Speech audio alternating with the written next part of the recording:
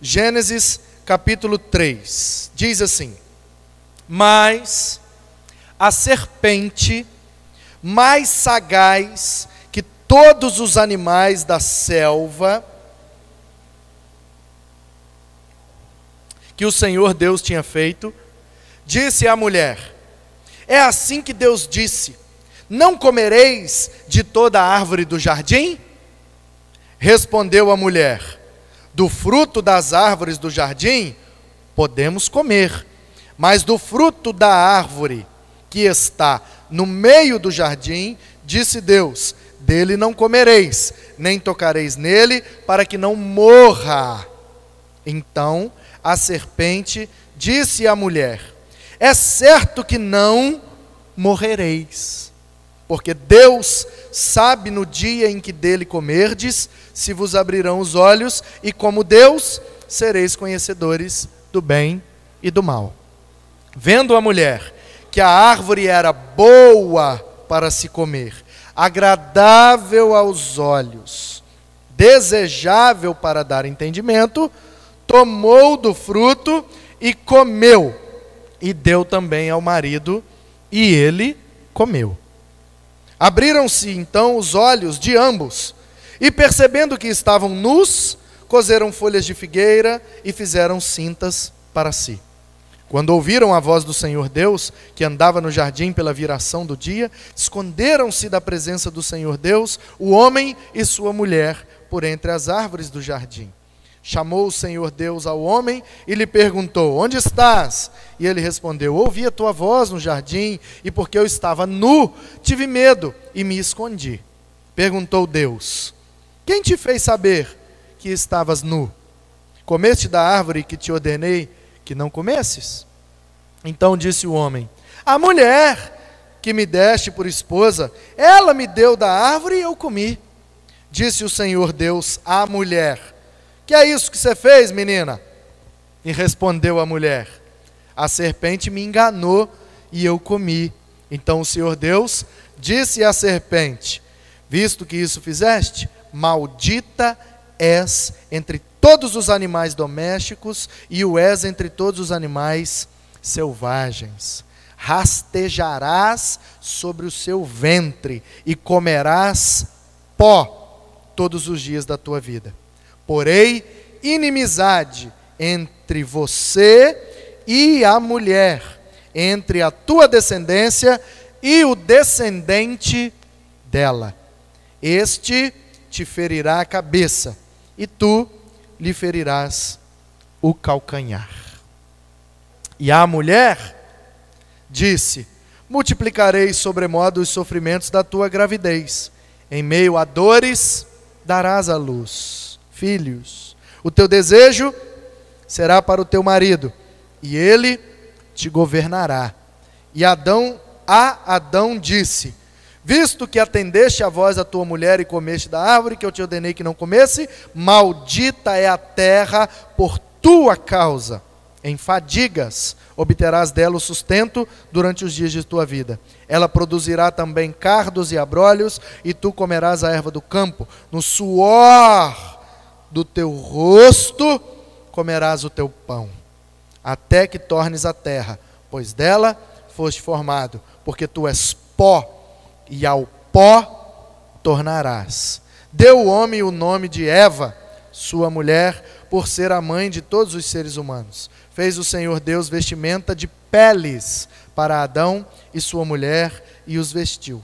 Então disse o Senhor Deus: eis que o homem se tornou como um de nós, conhecedor do bem e do mal, assim que não estenda a mão e tome também da árvore da vida. Coma, viva eternamente. O Senhor Deus, por isso, lançou fora do jardim do Éden, a fim de lavrar a terra de que fora tomado. E expulso o homem, colocou querubins ao oriente do jardim e o refulgir de uma espada que se revolvia para guardar o caminho da árvore da vida. Amém. O que é que tem a ver essa história com o Natal? Tudo. Vou te explicar por quê e como. Antes eu queria dar um apanhado geral e extrair com você algumas lições desse texto. Primeira lição que eu tiro aqui é sobre o pecado. Gênesis 3 é o relato da queda.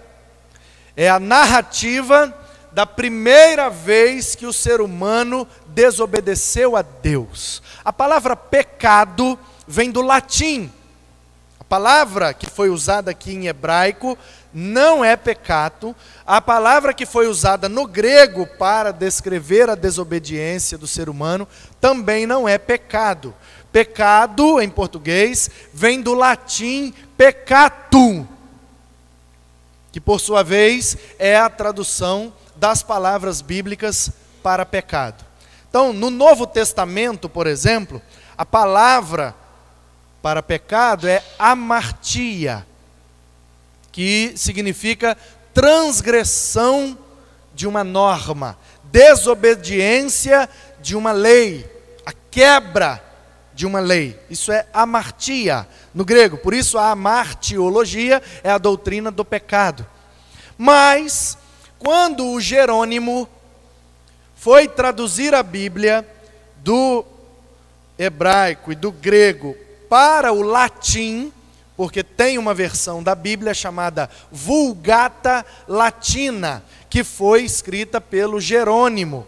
Então Jerônimo, quando estava traduzindo, chegou na parte do pecado, da desobediência, da rebeldia, e ele olhava aquela palavra lá e pensava, que palavra eu vou colocar em latim para que o povo entenda? Porque a Bíblia do Jerônimo, ela tem esse nome, Vulgata Latina, porque ela foi escrita para o povo.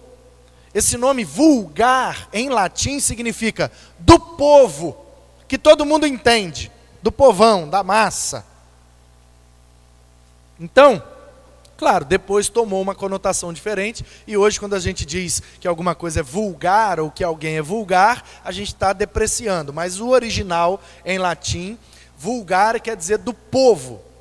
Então a Vulgata Latina é a Bíblia do povo. Seria nos dias de hoje uma Bíblia na linguagem de hoje, que todo mundo entende. Seria uma NTLH, a nova tradução na linguagem de hoje. Uma Bíblia popularizada, sem usar aqueles termos muito difíceis e tal. Então Jerônimo, traduzindo e procurando palavras fáceis de serem compreendidas, ele pensou, vou usar a palavra pecado. Toda vez que a Bíblia falar de desobediência, de rebeldia, de quebra de uma lei, de uma ordenança de Deus, eu vou usar a palavra pecado. Por que ele pensou isso? Na cultura romana, você sabe que existiam os esportes, que veio da Grécia e depois os romanos, depois dos gregos, foram o império, né, que tinham mais proeminência no mundo, e as Olimpíadas são tão antigas quanto o Império Grego e Romano. De maneira que, nas Olimpíadas, nos Jogos Olímpicos, tinha o tiro ao alvo. Então, ficava lá no atirador um juiz, para olhar se ele estava na distância certa, né, com o equipamento certo, exigido e tal, e tem ali uma linha, né, que ele tinha que respeitar aquela linha, porque todo mundo tinha que jogar na mesma distância. Então aqui, junto com o atirador, ficava um juiz. E lá, onde ficava o alvo, que geralmente era bem distante, também ficava um outro juiz, para ver onde a flecha acertou no alvo. Então o juiz de lá, está na posição, ok, tá, pode ir. Aí o atirador, jogava a flecha. A flecha batia lá no alvo e o juiz de lá dizia quantos pontos fez o atirador. Você sabe, quanto mais perto do centro do alvo, maior a pontuação. Só que tem uma possibilidade, não acertar o alvo. Está lá o alvo e tem fora do alvo. Então o alvo geralmente segurado por uma madeira, por alguma peça lá. E aí, quando a flecha batia fora do alvo, o juiz não fez ponto nenhum, levantava uma bandeirinha vermelha e gritava: peccato! Que significa em latim, falta. Cometeu uma falta. Além dele não ganhar nenhum ponto, ele vai perder pontos. É uma falta que ele cometeu. Ele não pode não acertar o alvo. Ele não pode errar o alvo. Ele pode acertar lá no finalzinho e ganhar o mínimo de pontuação. Mas se ele errar o alvo, é uma falta. Ele perde pontos. Então o juiz levantava e gritava: peccato. Peccato é a falta. É o que faz perder pontos. O Jerônimo pensou: perfeito. Essa expressão ilustra perfeitamente o que é o pecado. É uma falta que o ser humano cometeu contra Deus e que fez ele perder pontos. Ele foi prejudicado com isso. Ele sofreu um julgamento por isso. E eu vejo aqui nesse texto que nós lemos exatamente isso acontecendo. Eu vejo o ser humano cometendo uma falta gravíssima contra Deus, vejo o ser humano desobedecendo a Deus, se rebelando contra Deus, e mesmo sabendo que não podia, fez o que não podia. Pensa bem se não é a minha e a sua história. Todos os dias, disse o apóstolo Paulo, o bem que eu quero, não consigo fazer, mas o mal que eu não quero, está sempre diante de mim. Eu não sei você, mas eu me sinto uma pessoa dessa história aqui, porque eu, todos os dias, luto, mas não consigo ser perfeito, no sentido de não errar moralmente contra Deus, seja em pensamentos, seja em palavras, seja em ações, seja até em desejos, porque Deus sonda os corações, de maneira que se eu sentir algo pecaminoso aqui, na face dele, eu já estou em falta. Lá no céu, um anjo, entre aspas, né, já levanta uma bandeirinha vermelha para mim e diz: pecado. Então, queridos, isso aqui é muito antigo, isso aqui aconteceu há milhares de anos atrás, mas é tão recente quanto a minha e a sua vida, porque fala do pecado, fala da rebeldia do ser humano, e nós, embora sejamos crentes, convertidos, nascidos de novo, nós estamos sempre cometendo faltas contra Deus. Portanto, eu aprendo aqui que, primeiro, o ser humano não consegue cumprir as leis de Deus. Não consegue. Tem gente que diz assim: ah, mas eu não consigo cumprir todas as leis, porque são muitas leis. Aí tem gente que diz: são 10 mandamentos. Lá no Êxodo. Aí você vai em Deuteronômio, aqueles 10 vira quase 600. É muito mandamento, pastor. Impossível guardar todos. É? Aqui só tinha um mandamento: não come daquela árvore. Um mandamento o ser humano não conseguiu obedecer. Então o nosso problema não é a quantidade de mandamentos. O nosso problema é o pecado, é a rebeldia, é a falta que está instaurada no nosso coração. Portanto, que é que isso tem a ver com o nascimento de Jesus? Tem tudo a ver, porque o salário do pecado é a morte. E o texto diz, você leu comigo, Eva dizendo para a serpente, no verso 3, do fruto que está no meio do jardim, disse Deus, dele não comereis, nem tocareis, porque senão vai morrer. Ela sabia que não podia. E ela sabia que a consequência era a morte. O que é que mata o ser humano? O pecado. Sempre foi e sempre será o pecado. Desde que a rebeldia fez morada no coração do homem, nós morremos e matamos. Tanto que tem gente que diz assim: ai, misericórdia, Jesus está voltando, não é possível. Por quê? Porque o mundo está muito difícil, muito injusto, muita maldade, o amor se esfriou, é pai contra filho, é filho contra pai, é irmão contra irmão, misericórdia, o mundo está acabando.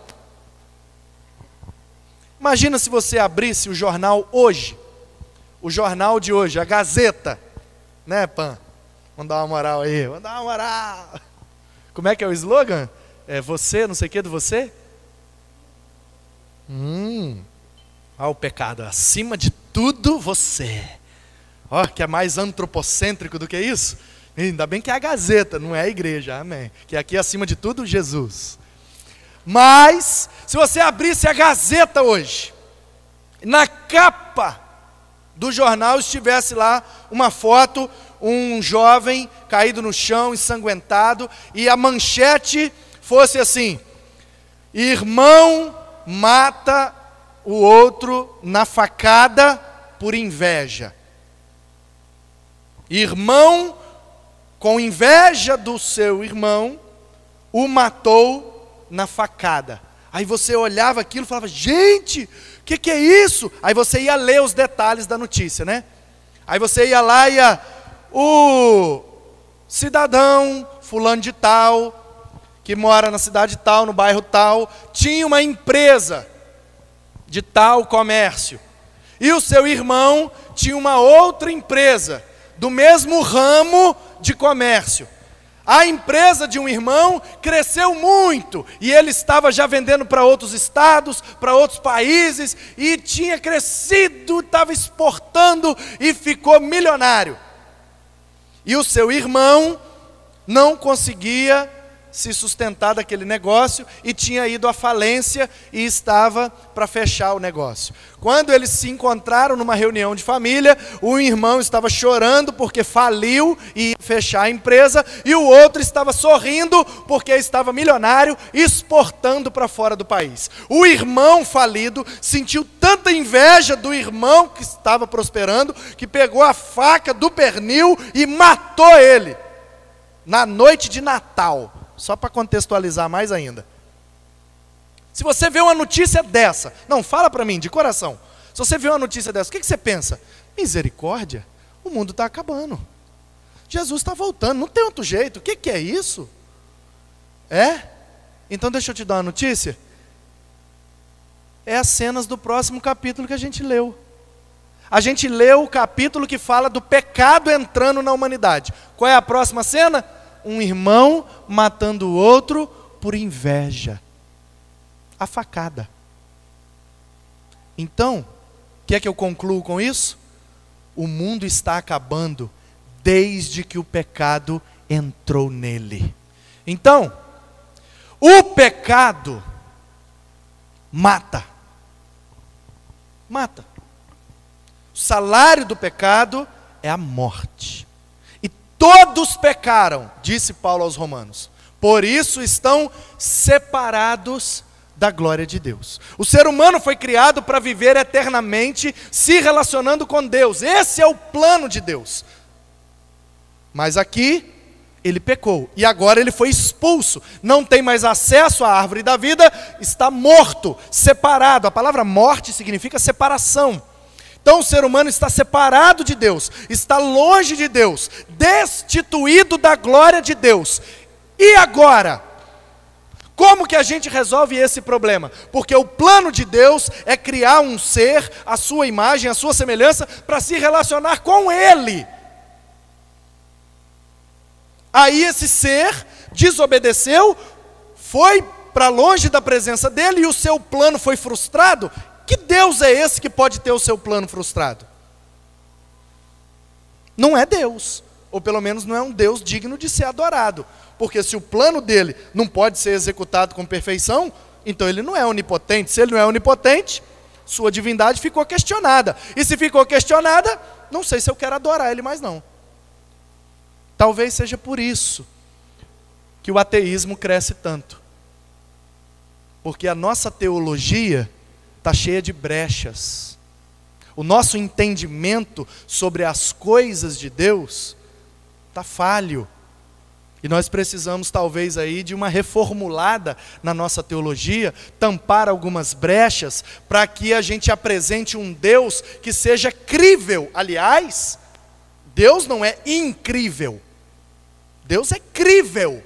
Porque incrível é aquilo que não dá para crer. Deus é crível, dá para crer em Deus. Basta que você o apresente de uma maneira crível. Como é que eu creio em Deus? Apresentando da maneira correta. Então o plano A, entre aspas, deu errado, aí Deus agora, tipo assim, né? Entre aspas e parênteses agora, né? Vou criar o ser humano para se relacionar comigo e tal, e aí vai dar tudo certo, vai ser perfeito, e nós vamos ficar a eternidade, a vida inteira eu venho aqui no final do dia, converso com ele conversa comigo, a gente se dá bem, está tudo certo, ele me obedece para todo sempre e está tudo perfeito. Esse é o plano de Deus. Aí o ser humano peca, ele já tinha dado a lei, se comer morrerás. Aí agora eu tenho que matar, eu tenho que separá-lo de mim. E agora, quem poderá nos defender? Tipo assim, entendeu? E agora? Como se Deus pudesse ser pego de surpresa. Se Ele é Deus, onisciente, pré-ciente, sabe tudo e sabe antes, Ele não pode ser pego de surpresa. Então, como é que resolve esse problema? Porque o plano de Deus já contava com o pecado da humanidade, com a rebeldia da humanidade. Por isso, já havia sido providenciado por Deus o Evangelho, a boa notícia que diz: seus problemas podem ser resolvidos naquele menino. Como assim? Vai nascer um menino de uma mulher, e esse menino vai resolver o problema. Esse menino vai desfazer o que vocês fizeram e vai trazê-los de volta. Aqueles que quiserem voltar, poderão voltar, porque uma porta será aberta.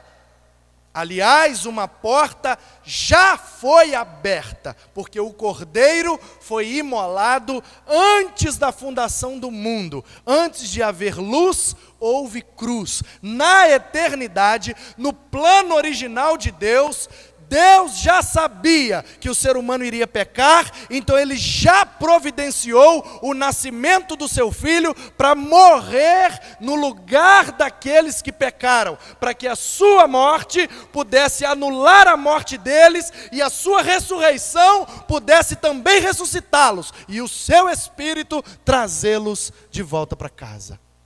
Esse é o Evangelho, esse é o plano original de Deus. Deus cria um ser à sua imagem, à sua semelhança, para se relacionar com Ele mesmo, mas Ele sabe que esse ser vai se rebelar, e Ele vai ter que estabelecer juízo, vai ter que expulsar. Então como é que traz de volta? Não há, diz a Bíblia, remissão de pecados, se não houver derramamento de sangue. Então na eternidade, antes da fundação do mundo, Deus já havia decidido: o Filho vai se entregar em sacrifício, o Espírito vai ser derramado para convencê-los da justiça, do pecado e do juízo. E nós faremos a redenção, trazer esse povo de volta, vamos resgatá-los pela fé no Filho de Deus.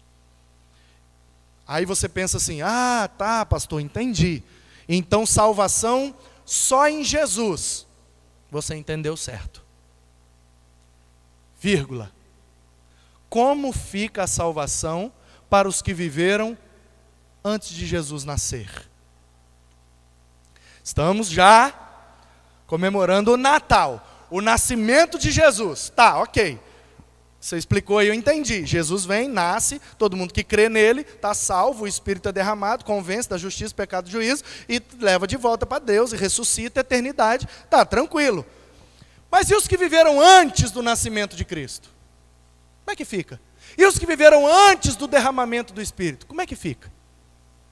Como é que fica a salvação desse povo aqui do Antigo Testamento, ou do mundo antigo, que viveu todos antes do Natal?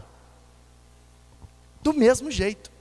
A salvação é pela fé em Jesus.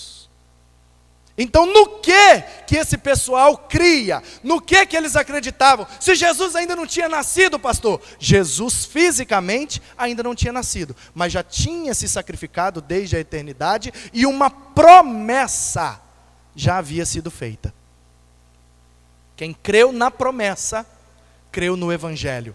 Quem creu na boa notícia, creu no Evangelho de Jesus. E onde está essa boa notícia? No texto que nós lemos, no versículo 15, que diz: porém inimizade entre você, sua cobra, e a mulher, entre a tua descendência e o seu descendente, o descendente da mulher.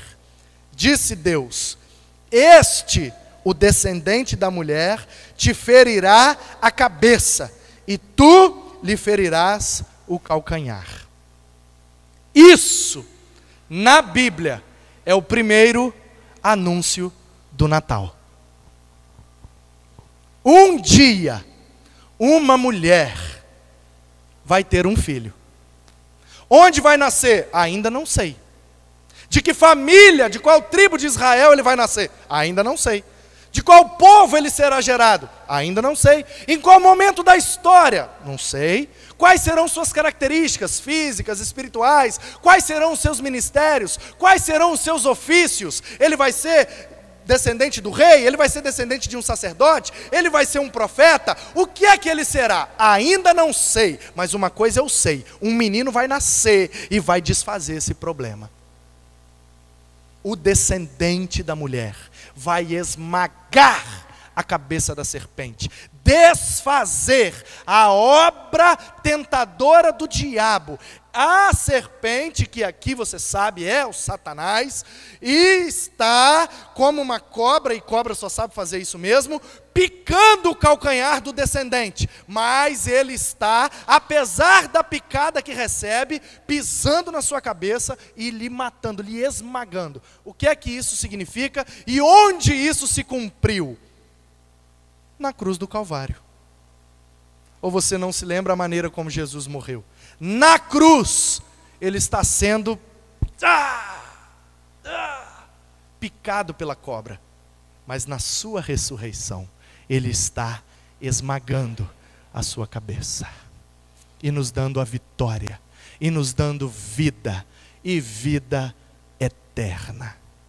Só tem vida eterna quem vive na presença de Deus. Por isso, quando eles foram expulsos da presença de Deus, morreram. Mas nós, por causa desse descendente, e isso é chamado pelos teólogos, eruditos, estudiosos, de proto-evangelho, o protótipo, a primeira vez que uma boa notícia da parte de Deus foi dada ao ser humano pecador. Você arrumou um grande problema, você vai colher uma grande consequência, você vai morrer, mas fique tranquilo, eu sou Deus, sei tudo, sei antes, tenho todo o poder, portanto já criei para você o que você precisava para resolver o seu problema. A solução do seu problema está no descendente da mulher.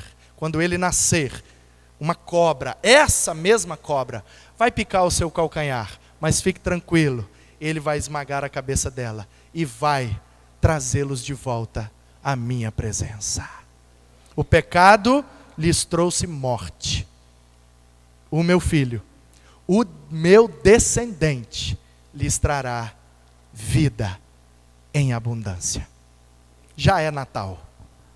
Desde a eternidade já é Natal, porque o descendente havia sido prometido, sacrificado e resolvido o nosso problema antes da fundação do mundo. Portanto, já é Natal. Deus te abençoe.